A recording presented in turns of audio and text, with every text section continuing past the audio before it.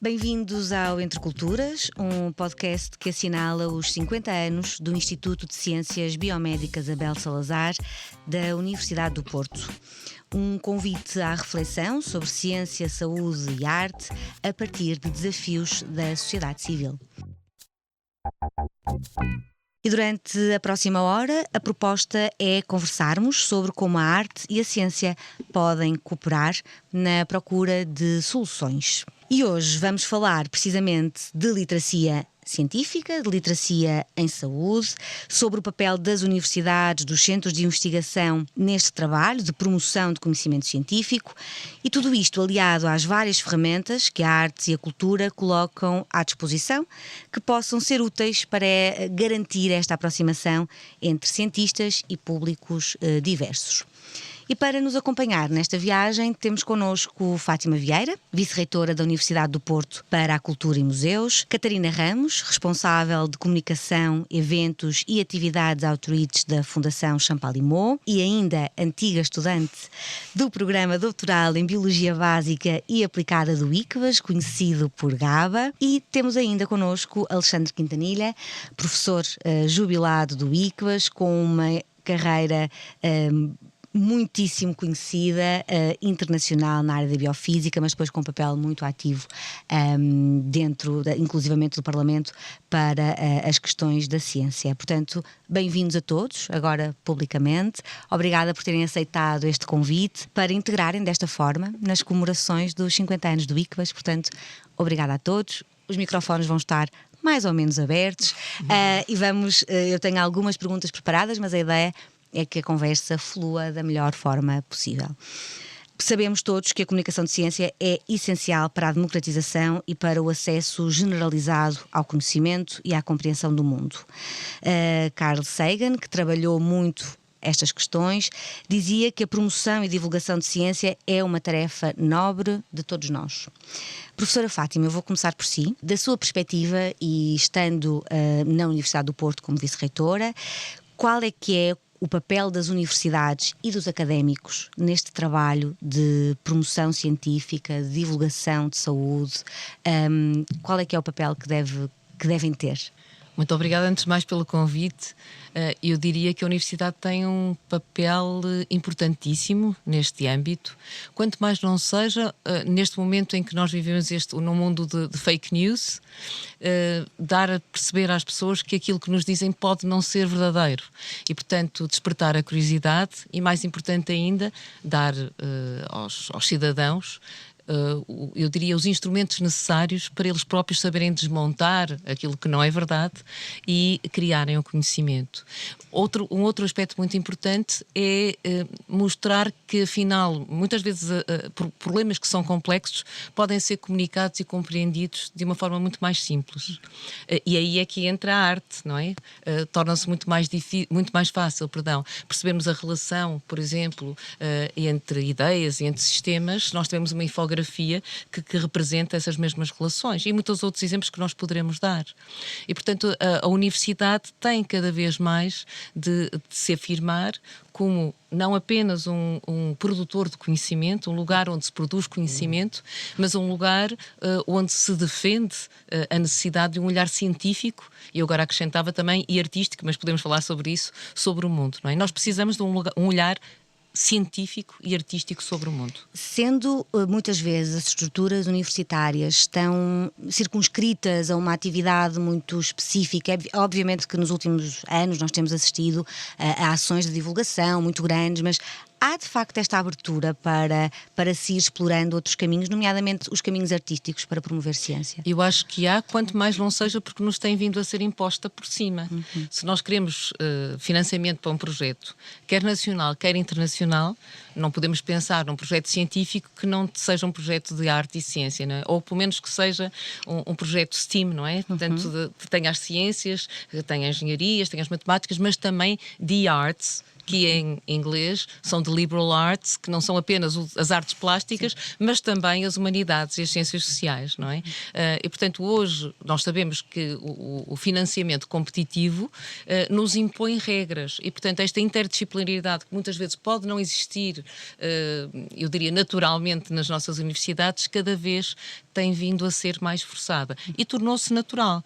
Nós, se olharmos, falando com um colega qualquer de qualquer área, com certeza que terão um exemplo a dar-nos, a dizer aqui este é um projeto de arte e de ciência, ou pelo menos a arte, e é importante, a arte que não apenas ajuda a comunicar a ciência, mas a arte que ganha também um lugar para si, não é? Porque muitas vezes falamos de projetos arte e ciência, e a arte é subserviente, não é? A arte serve para comunicar a ciência. Então, e qual é o papel do artista? É tradutor, ele não é um mero intérprete, faz mais do que isso, cria. E, portanto, a arte num sentido muito mais lato, e aqui falando não apenas das artes plásticas, que é o exemplo mais óbvio quando falamos de ciência e da ilustração, não é? Se falarmos também no teatro, na própria literatura, se falarmos no vídeo, se falarmos na fotografia, realmente são eu diria meios artísticos ou expressões artísticas que nos podem ajudar a compreender temas muito complexos. Eu, por exemplo, quando acabei de ler o da Margaret Atwood, daquele livro Mad Adam, eu fiquei a pensar durante, eu digo, várias semanas sobre esta questão da manipulação genética e desta questão do, se calhar, o ser humano ter realmente até, se calhar, que terminar e ser substituído por qualquer coisa diferente e com uma perspectiva completamente diferente daquela que teria se não tivesse lido. Ou muitas vezes vou a um teatro e fico com uma perspectiva sobre um tema ético, não é? Normalmente os dilemas éticos são muito bem resolvidos, quer pelo teatro, quer pela literatura. E depois, claro, temos também a questão das artes plásticas e do desenho, não é? E temos muitos exemplos. Depois temos exemplos, inclusive, de projetos na nossa universidade neste sentido. Há um projeto da Faculdade de Belas Artes daqui da Universidade do Porto, que é Draw in You, portanto, não é? Desenhar na universidade, que mostra, por exemplo, como é que o desenho é transversal e, portanto, enquanto também meio artístico, mas também de compreensão, é transversal a todas as escolas da universidade e que nos ensina não apenas a representar aquilo que vemos ou aquilo que não vemos, o invisível, a nível microscópico, mas também a representar a imaginação, aquilo que nós projetamos, não é? Que é fantástico, não é? Quando nós dizemos, olha, é isto que eu quero fazer, e pegamos num papel e explicamos a casa que queremos ter, muito não é? mais fácil, Nem conseguimos fazer isso, não é? Ou então representar a interação de conceitos. Eu tenho um mapa das alterações climáticas, as interações entre todos os fatores. Portanto, tudo isso já existe e muitas vezes nós não nos apercebemos de que já existe e que se encontra muito disseminado na Universidade do Porto, para além de muitos outros projetos de que podemos falar. Sim, também. Falaremos, chegaremos lá.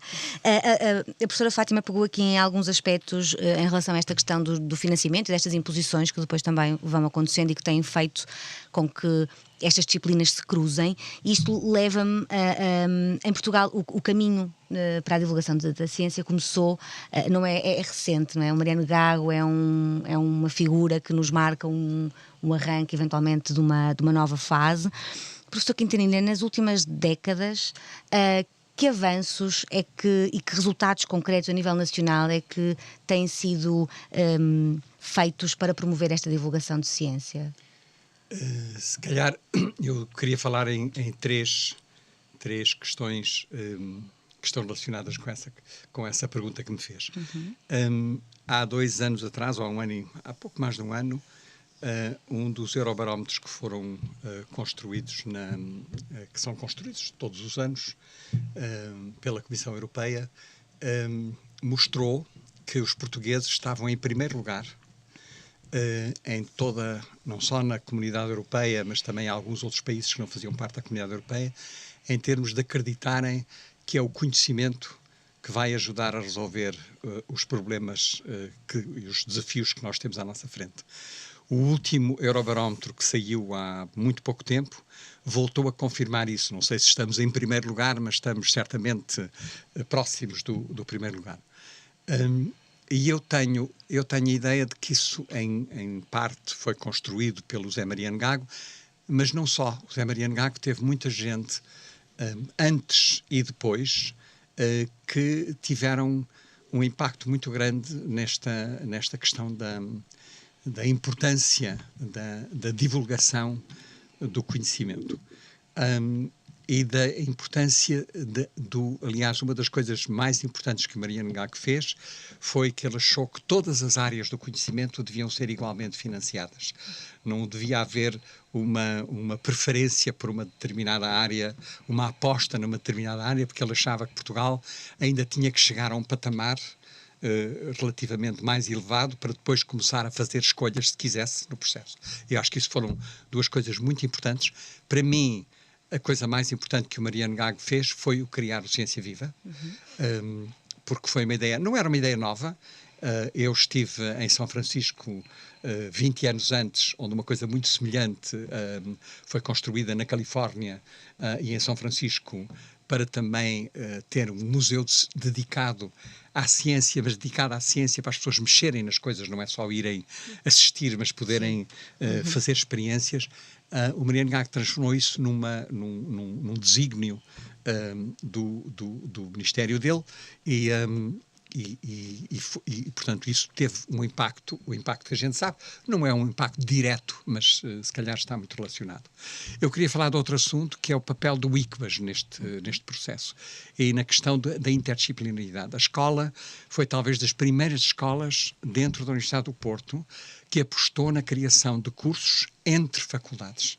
Agora já é mais comum, mas quando o ICBAS começou, e durante quase todas as licenciaturas e mestrados integrados que foram criados quase sempre juntamente com outra faculdade ou com outras faculdades.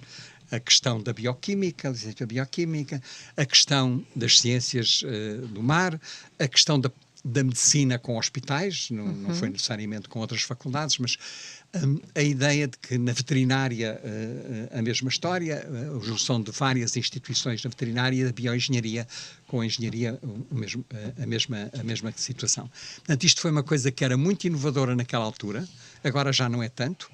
Foi até às vezes criticada, esta ideia da gente querer sair fora de portas para desenvolver parcerias com outras faculdades. Hoje é uma coisa normal.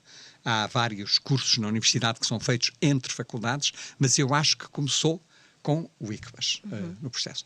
Também foi responsável por teve duas pessoas que foram responsáveis por programas doutorais, um deles o GABA, que foi a Maria de Sousa, que quando chegou começou logo a trabalhar nessa área, e eu próprio, com o António Coutinho, em Lisboa, criámos o programa Gulbenkian de doutoramento, dois programas muito diferentes dos normais, porque permitiam que os alunos pudessem escolher os orientadores que queriam, onde quisessem no mundo, e não ser ao contrário, não serem os professores a escolherem os alunos, serem os alunos a escolherem o sítio e as pessoas que gostariam que se ensinasse. Isto são duas conquistas muito importantes do ICBAS, e tem a ver um pouco com também ser uma faculdade relativamente nova, com muita gente que veio lá de fora, também criticada muitas vezes, né? os estrangeirados que vinham para Portugal, e que foi isso também que permitiu que isto acontecesse nesse domínio. Voltando à questão que a Fátima estava a falar sobre a importância da interdisciplinaridade e por aí fora, há duas coisas que a mim ainda me... eu gostaria que fôssemos muito mais longe. Eu gostaria, por exemplo, que os alunos das nossas faculdades fossem obrigados a passar um ano inteiro numa outra faculdade. Não é? Porque acho que isso só enriquece as pessoas, só enriquece. E também destrói um pouco aquela coisa do isolamento que muitas das estruturas sentem. E depois a possibilidade também de... isto já acontece, felizmente, os programas Erasmus são muito bons para deixarem as pessoas desenvolver, mas chamar a atenção para o facto de que o conhecimento em todos os domínios, nas ciências naturais, nas ciências sociais, nas ciências humanas, nas humanidades, o conhecimento, a gente chega ao conhecimento por um processo que é idêntico em todas as áreas. Começa sempre com perguntas, com curiosidade, com dúvidas. Quer seja na pintura, quer seja na literatura, quer seja na física, na biologia, na saúde, perguntas. E, portanto, a função principal de um sistema educativo é estimular a curiosidade. Depois tens que ter imaginação para pensar em respostas. Em muitas respostas diferentes, não é? Podem estar umas certas, outras erradas, mas tens que pensar em muitas coisas e às vezes fora da caixa. E depois, finalmente, validar essas respostas. E em certas áreas leva mais tempo, não é? Quer dizer, mostrar que o capitalismo é diferente do socialismo e saber se um é melhor que o outro, já há discussões há décadas e há séculos. Não é? Em física, às vezes, é mais fácil mostrar que uma corrente elétrica produz campos magnéticos, é só pôr uma bússolazinha ao pé e é fácil. Portanto, o validar as respostas na pintura, por exemplo, o cubismo, que foi uma coisa extraordinária, não é? Muitas áreas diferentes em todos os domínios foram testes que foram feitos e que tanto nas ciências chamadas naturais, como nas sociais, como nas humanidades, o processo é exatamente igual. E às vezes a gente não se lembra disso, não é? Quer dizer, são mecanismos muito, muito semelhantes que estão na origem da nossa procura do conhecimento. E deixava-me só finalizar dizendo que há muita gente que às vezes diz que nós devemos ter medo do conhecimento. Agora a inteligência artificial há muita gente com medo de como é que a ferramenta vai ser usada, não é? E é verdade, é uma ferramenta muito poderosa e, portanto, pode ser usada para o bem e para o mal, não é? Mas eu confesso que ainda continuo a ter muito mais medo da ignorância do que do conhecimento. Isto aqui leva-me, vou saltar aqui o meu guião, na verdade, isto leva-me aqui à Catarina. Catarina, há muito tempo que a Champalimaud faz esta ligação entre a arte e a ciência e usa isto como uma forma de comunicar com vários públicos. Queres-nos falar um bocadinho como é que esta estratégia é pensada? Qual é que é a abertura que existe, não é? Também entre investigadores, entre técnicos de comunicação, as pessoas estão disponíveis, estão abertas realmente a receber estes inputs, a pôr as mãos à obra por uma coisa que é um bem comum, não é? Eu pegava ali um bocadinho no que o professor Quintanilha estava a dizer sobre a imaginação, e acho que isso realmente está acima do conhecimento, e isso temos todos.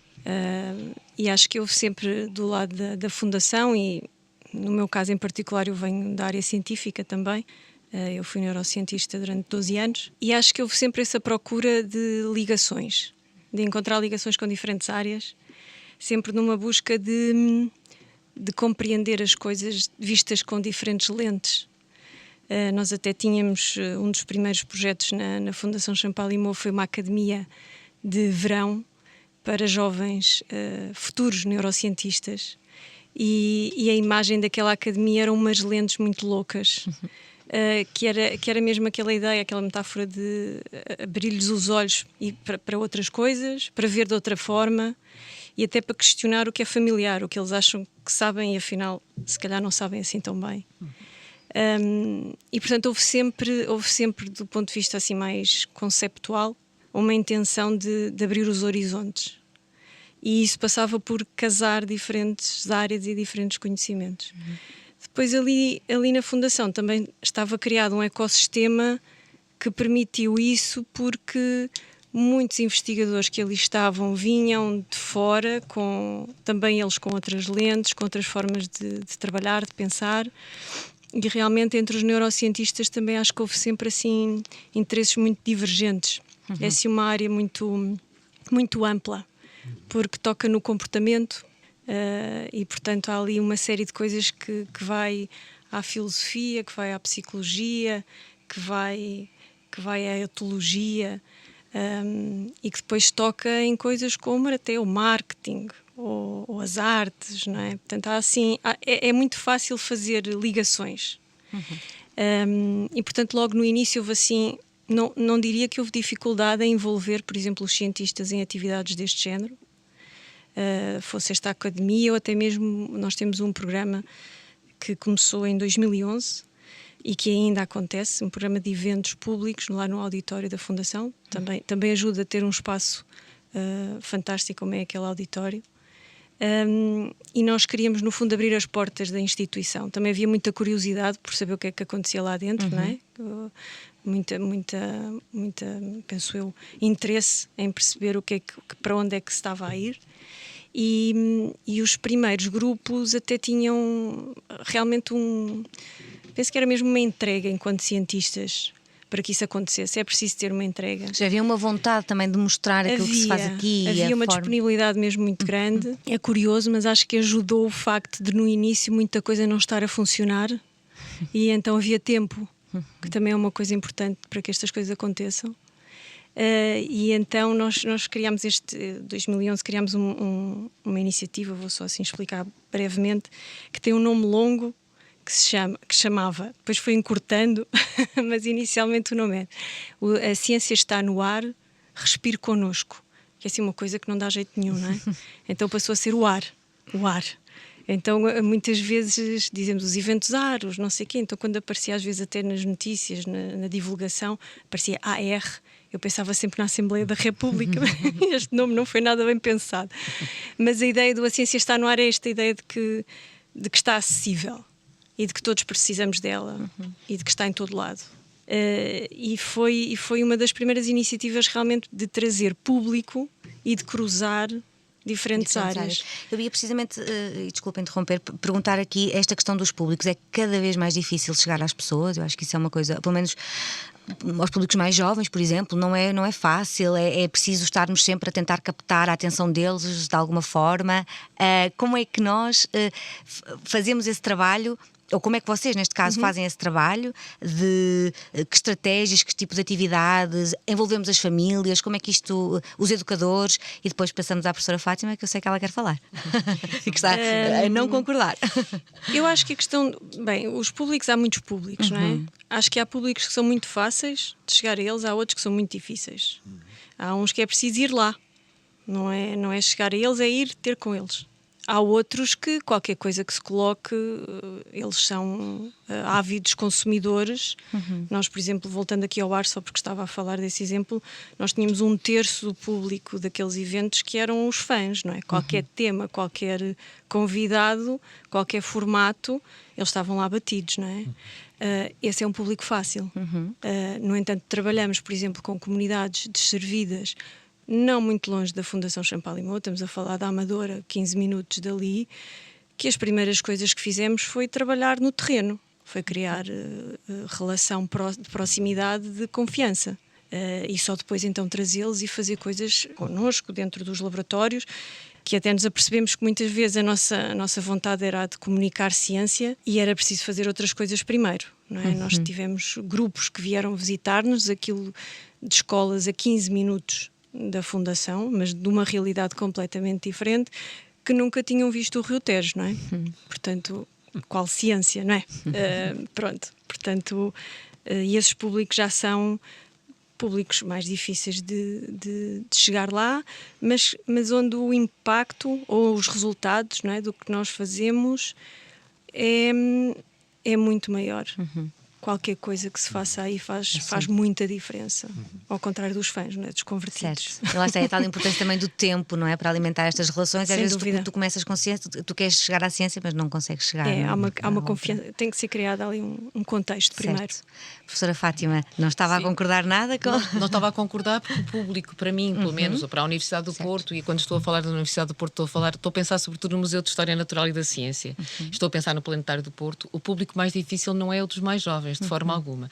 Nós temos um legado que nos foi deixado também para esta abertura à ciência e curiosidade pela ciência de que estávamos há pouco a falar, não é? De Mariano Gago. O Ciência Viva, os projetos de Ciência Viva fazem com que as escolas vão em massa aos museus ou aos centros de Ciência Viva. Eu estava a pensar, por exemplo, aliás, Fátima, desculpa. Sim. Hoje e amanhã estão reunidos os clubes de ciência de todo Portugal. Aliás, que são mais de 1000 clubes de ciência que existem atualmente. Exatamente. E que surgem ou de forma, portanto, estruturada através dos centros de ciência viva ou então por iniciativa dos próprios professores. Mas, por exemplo, no Museu de História Natural e da Ciência, na Galeria da Biodiversidade, que é realmente aquilo que é mais visitado, tivemos 100 mil visitantes. E estes 100 mil visitantes são maioritariamente escolas. E mais ainda, por exemplo, temos o Planetário do Porto, por exemplo, teve 65 mil visitantes só em 2024.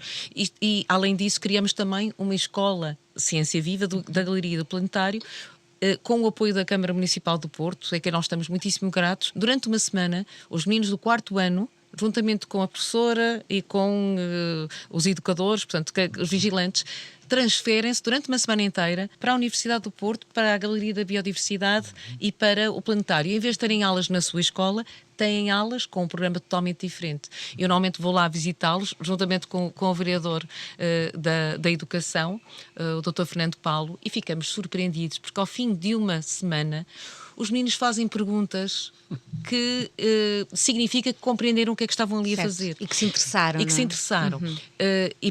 E isto continua, eu diria, ao longo de todo o ensino secundário, até ao secundário. O público para nós é difícil, esse público é difícil, é o de jovem adulto que está na universidade. A faixa mais difícil é, sem dúvida, entre os 18, eu diria até aos 35. Estou a dizer 35, começam a ter filhos e depois querem que os filhos vão para as atividades da galeria e já agora vão visitar, não é? Mas realmente, e eu acho que esta estratégia de começar nos mais jovens é aquilo que é a mais acertada. Outra estratégia é também motivar os professores. E até queria falar que não tem a ver com a ciência, mas tem a ver com a arte, mas é uma estratégia que eu acho que é muito acertada. Por exemplo, o Plano Nacional das Artes. O Plano Nacional das Artes quer que os professores incentivem os estudantes a ter curiosidade pelas artes. Então o que é que pensaram? Nós não vamos dar atividades artísticas aos estudantes. Nós temos é que dar formação aos professores. Eu tenho que ter um professor que goste de ir a museus para ele próprio decidir, certo, eu vou levar os meus estudantes a museus. Tenho que ter um professor, não é? E, portanto, esta estratégia também é muito interessante. E eu acho que isto demora anos, não é? Pode demorar uma década, pode demorar 2 décadas, mas eu acho que isto eventualmente terá frutos. Vai acontecer. Acho que pode acontecer. Por outro lado, encontramos também um público mais sénior que está a regressar aos museus, não é? E que está a regressar à ciência. Projetos voluntariados, estou a pensar, relacionados com a ciência também, um pouco por toda a parte. Eu acho que está agora... Sim. Mas eu acho do facto que a Fátima falou da questão do tempo. Tudo isto leva tempo, leva muito tempo, leva tempo a construir e é lento. É uma coisa... Porque tens que criar confiança. E criar confiança não se cria de um dia para o outro. É uma coisa muito frágil, desaparece num instante. Todas as pessoas que já tiveram namorados e namoradas sabem que a confiança desaparece num segundo, leva muito tempo a criar. E já agora, falando de tempo, também gostava de vos dizer que a grande dificuldade de fazer com que o conhecimento tenha impacto na política, que era uma coisa que nós todos gostaríamos que a política fosse baseada na informação mais robusta que nós temos. O problema é a questão do tempo. É que a política não tem o luxo do tempo. A política muitas vezes tem que tomar decisões sem ter toda a informação que gostaria de ter. Não é? E isso não é só na política, nós próprios às vezes na nossa própria vida também temos que tomar decisões sem ter a informação toda. Mas perceber que há estes 2 tempos, o tempo da construção daquilo que é um conhecimento robusto e depois o que é que a gente faz com esse conhecimento, como é que o aplica nas nossas vidas e na vida da sociedade que a gente quer construir. São coisas diferentes, não é? E não é fácil. Andamos todos a tentar perceber qual é a melhor maneira de fazer isso. Mas é sempre uma questão que leva tempo, perseverança e continuidade.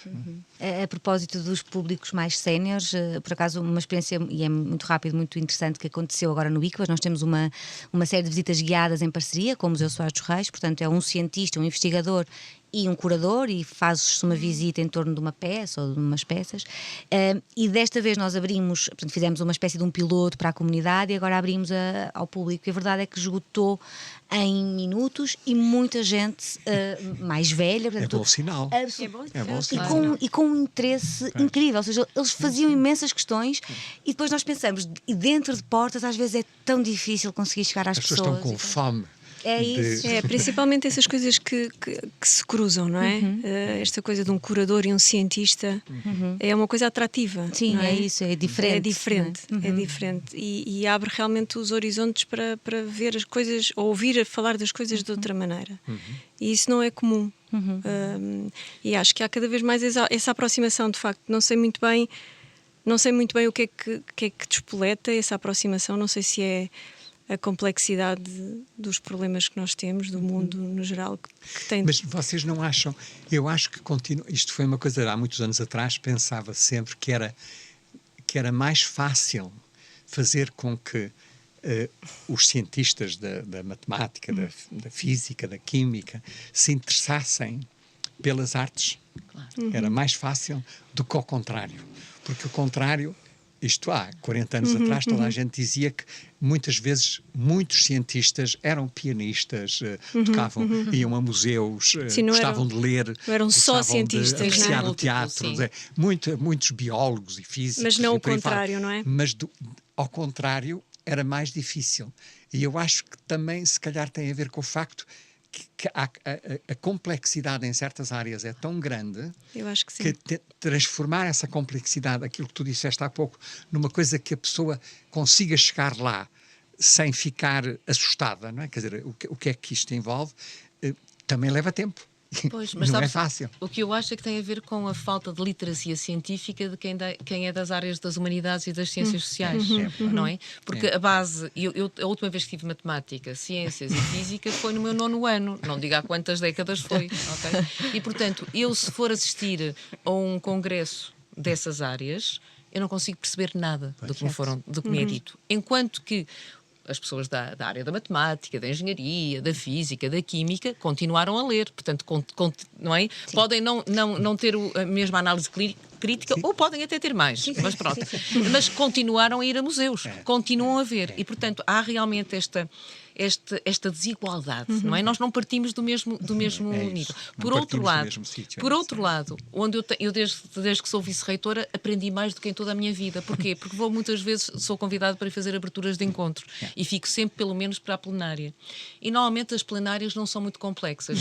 As pessoas que são convidadas para a plenária são as pessoas que têm capacidade de falar para qualquer público e inspirar qualquer pessoa.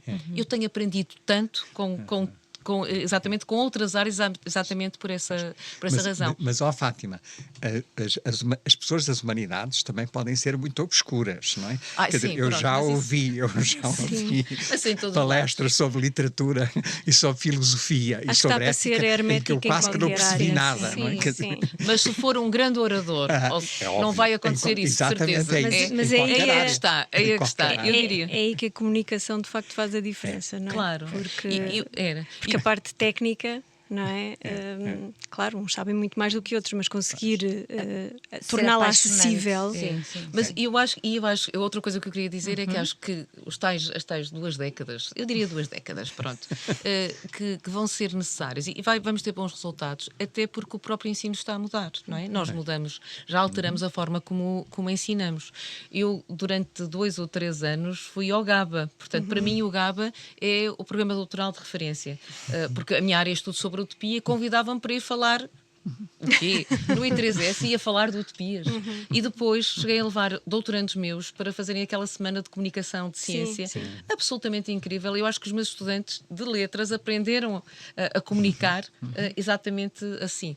E por outro lado, a forma como nós, em todas as áreas agora, ensinamos. Por exemplo, eu estou a pensar, há uma década atrás, o que estava em voga era o problem-based learning, não é? Há um problema. Como é que nós todos o podemos resolver? Agora o que está na moda, e vou agora estudá-lo melhor, vou até fazer um curso na Suécia por causa disso, é object-based learning. É como é que eu, com um objeto, olhando para este microfone que tenho aqui à minha frente, o que é que ele significa, não é? E em todos os sentidos, filosóficos, bem, em primeiro lugar, materiais, não é? Mas também filosóficos, sociais, de todas as redes, o que é que isto implica. E se nós deixarmos realmente as nossas aulas magistrais, não é? E envolvermos os nossos estudantes e passarmos ou de um problema ou de um objeto, somos obrigados, logicamente, a convocar todas as disciplinas. E isto é algo que nós precisamos. E agora iria só para uma outra questão, que é muito importante, também científica, porque nós, no mundo em que vivemos, com, por exemplo, as alterações climáticas, o problema que nós vivemos tem todas as frentes, não é? Tem muitas frentes. Nós não temos uma resposta, não é apenas uma resposta económica, social, nada, não é científica, precisamos de todas. E, portanto, esta convocação, este convite multidisciplinar, mais do que interdisciplinar, eu queria já agora aproveito para dizer, eu interdisciplinaridade não gosto muito, gosto muito mais da multidisciplinaridade, porque, e só percebi isto uma vez quando li um documento, estava a ver se me lembrava, li um documento exatamente que nos dizia o seguinte, quando queremos construir uma casa, convocamos um engenheiro e um arquiteto. E o arquiteto não quer ser engenheiro e o engenheiro não quer ser arquiteto. E a casa é bem construída exatamente porque nós temos competências nas nossas áreas. E, portanto, quando eu digo é importante que nós percebamos quais são as metodologias das outras áreas, até que tentemos transferir algumas das suas metodologias, mas é importante que nós continuemos sempre na nossa disciplina fundamental. Eu sou uma pessoa das humanidades que vou buscar às outras áreas metodologias, questões, etc., mas devemos continuar na nossa área fundamental. Manter a especialização de alguma maneira, mas conseguir agregar, ter abertura. A questão é para... continuar a ser científica. Quer dizer, não é? eu não estou totalmente de acordo.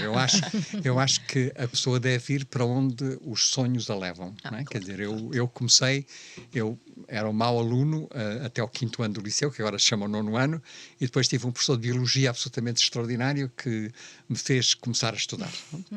E eu, quando acabei o liceu, gostava imenso de geometria descritiva, queria ser arquiteto, mas depois não. Também gostava de matemática, de outras áreas, fui fazer física e primeiro engenharia, depois não gostei muito, fui fazer física e matemática. E depois mudei para fisiologia, para questões do stress, depois interessei-me por muitas áreas. Eu acho que a pessoa... Mas era tudo nas não ciências. deve haver... Eu, quando estou a falar de interdisciplinaridade, tem Sim. mais a ver a convocar ciências sociais, humanas, economia... E a verdade é que tem ter a uma ver com especialização não significa que não sejamos curiosos o suficiente para procurar Não, outras coisas. mas eu não é? estou a dizer que a pessoa tem que...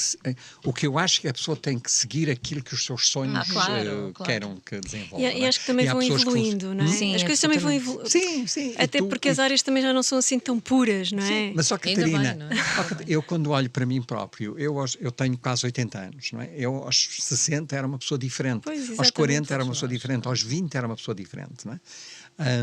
E continuo fascinado pela física e pela matemática, como é óbvio, mas há muitas outras coisas. Agora estou a ler muita filosofia, adoro ler filosofia. Altamente eu e a Fátima falamos sobre isso. E, portanto, eu acho que é essa... Eu acho que aquilo que o ensino deve fazer, em primeiro lugar, é estimular a curiosidade das pessoas. Se a pessoa é curiosa, vai à procura de respostas. vai à procura de respostas. E, Vai sobretudo, usar... não aceitar qualquer resposta que lhe Exatamente. digam, não é? E ter dúvidas. É por isso, ter dúvidas. Sim, mas até foi por isso que comecei com a questão das fake news, sim. não é? Não aceitar Sim, que sim. aquilo Sim. tem que Pode ser ser assim. É verdade. a Catarina, precisamente nesta coisa da exploração, não é? 12 anos como neurocientista e de repente, não sei se foi de repente, mas 12 anos a trabalhar em comunicação, portanto numa área que é potencialmente mais social, não é? Sim, eu acho que como cientista, na verdade, já fazia muita comunicação de ciência sem ter um nome. Aquilo não existia, não tinha cristalizado, não era uma área. Eu fazia aquilo como cientista. Aliás, há uma frase famosa que diz que a ciência não está concluída até ser comunicada, não é? E aquilo para mim fazia parte do meu processo como cientista. Acho que não é assim para toda a gente, mas para mim era assim. E fazia as coisas de forma voluntária. Eu acho que o que mudou foi eu ter profissionalizado a comunicação de ciência e isso houve ali um salto na minha carreira durante o meu pós-doutoramento, em que eu fui fazer ao mesmo tempo que era cientista e que já tinha os meus projetos, ou seja, a publicar, portanto a carreira canónica, não é? Que eu comecei a questionar se me imaginava na fase seguinte, ou seja, mesmo que as coisas corressem todas muito bem e eu viesse a ser chefe de um laboratório, né, fosse investigadora principal, eu não me imaginava naquele papel. Pronto, e foi aí que eu comecei à procura de coisas que, não saindo da ciência, me permitissem fazer uma coisa um bocadinho diferente do que era aquela carreira. Portanto, eu na verdade não me imaginava era no que vinha a seguir, então achei que era um bocado disparatado estar a insistir.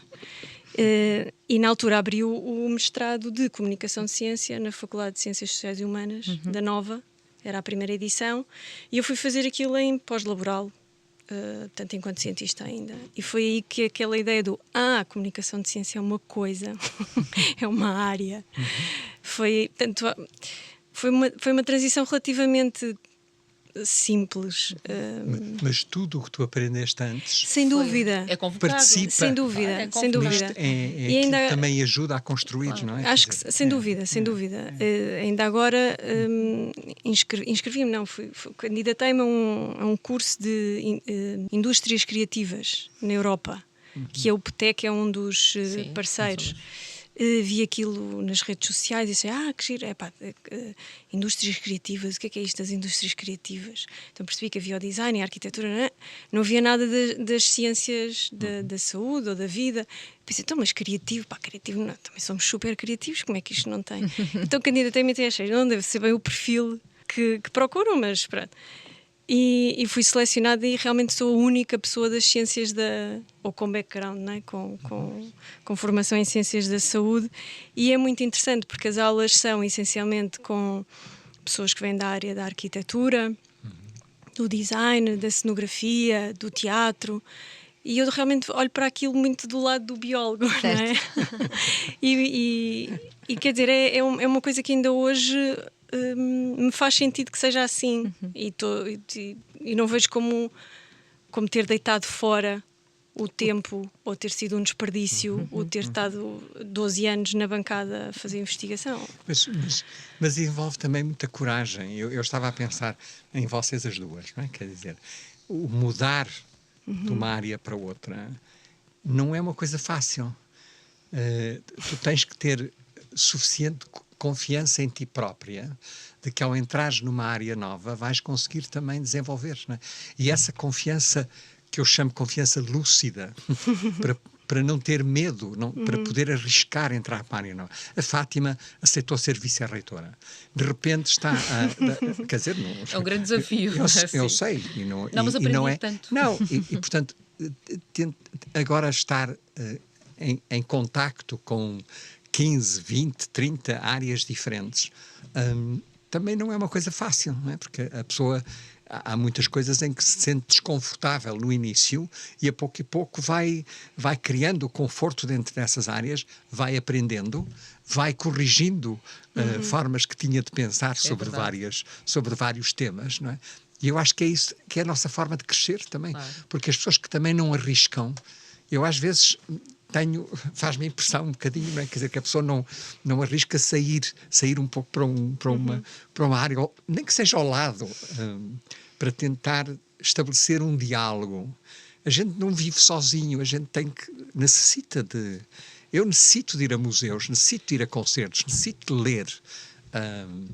Necessitamos de crescer, não é? Isso é crescer, é isso mesmo. E o crescer é tornar-nos vulneráveis. Exatamente. Tornar-nos vulneráveis àquilo que, para nós, de início, é um bocadinho estranho, não é? Mas que a gente quer perceber melhor, não é? Quer perceber o que é que aquele senhor anda a fazer e aquela Caso nunca tinha pensado nisso como uma confiança, porque eu por exemplo, sinto mais essa necessidade quando sinto que as outras coisas até estão estáveis demais. Ou seja, é até uma coisa um bocado... Eu também sofro desse mal, que isto é patológico. Quando está tudo bem, eu quero ir embora, eu quero ir para outro sítio. Não, e é um bocado egoísta até da minha parte. Eu quero outras coisas. Não, mas são esses rótulos que vocês têm que ignorar, porque não tem nada de egoísta. No meu caso, já que falaste disto, eu realmente aquilo que me meteu...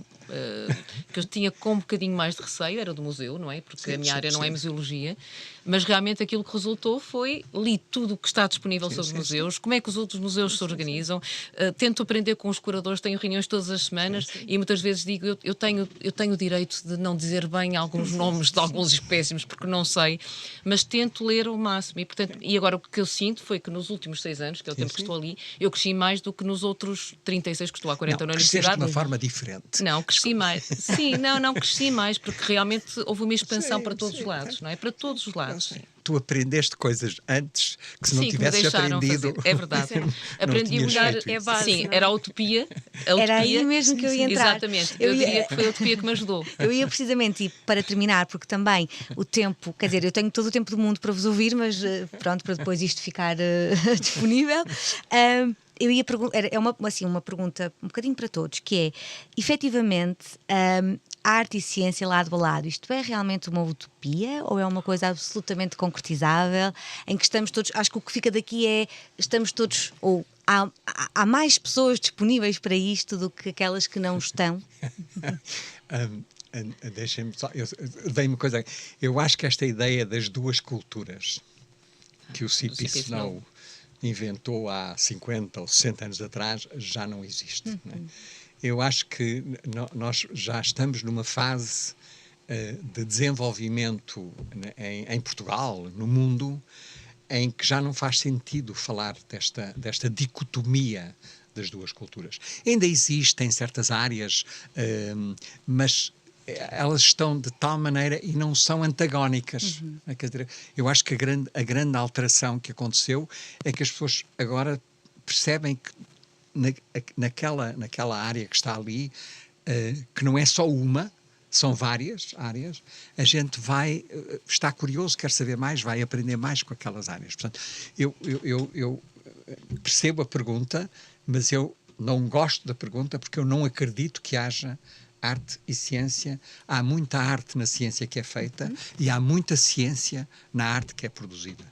Um grande escritor passa horas a escrever uma página do seu romance. Não é? Um grande escultor passa semanas a construir e a desenhar um cotovelo numa posição qualquer. Não é? Uma pessoa numa área, elas estão de tal maneira interligadas que não faz muito sentido falar. Eu concordo em absoluto. Eu estava aqui a pensar que muitas vezes, como sabe, eu sou vice-reitora para a cultura e aquilo que nós muitas vezes perguntamos é: mas qual é o lugar da cultura na universidade? E há uns documentos que a certa altura diziam: é a quarta missão. E eu, sempre que me falam na quarta missão, fico doida, passo a expressão. E porque claro que não. A cultura e a arte não são a quarta missão, têm que ser transversais às 3 missões da universidade, têm que estar presentes na formação dos estudantes e por isso, por exemplo, é que nós temos aquelas unidades curriculares em que os nossos estudantes vão ao Teatro de São João, vão ao Museu Nacional Soares dos Reis, vão à Casa de Música e vale 3 ECTS, vale tanto como uma cadeira de anatomia. Não é? Portanto, na formação, na investigação, até pela forma, porque a arte e a cultura, mas sobretudo a arte, estava a pensar, por exemplo, no próprio desenho, leva-nos muitas vezes a ver os problemas de uma forma diferente, não é? Portanto, na investigação e sem dúvida na extensão, não é? Quando nós muitas vezes recorremos, por exemplo, aquilo que me preocupa mais hoje até na ciência são os dilemas éticos. Eu devo dizer, só para acabar, eu lembro-me que há muitos anos tínhamos um projeto também com o Alexandre Quintanilha, que depois ele foi para a Assembleia da República, mas que se chamava Quarks. Quarks era Questioning Utopias and Assessing Risks in a Knowledge Society. Portanto, não é aquilo que somos capazes de fazer, é aquilo que nós, na sociedade de conhecimento, queremos que aconteça e para o bem da sociedade, não é? Portanto, esta ideia do impacto e daquilo que nós queremos e que vai realmente contribuir para o florescimento da sociedade, me parece muito importante. E, portanto, arte, cultura como transversais, nunca como quarta missão, e acredito, mas eu sou utópica, tenho essa desculpa. Catarina, para fechar. Eu acho que, se calhar a pergunta vem um bocadinho daquela ideia do quando juntamos artistas e cientistas, como é que é, não é? Isto funciona, não funciona, é para quem?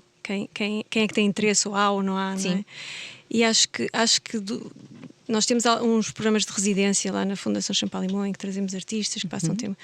E eu acho que é realmente difícil, às vezes, encontrar ali um espaço híbrido. Não é?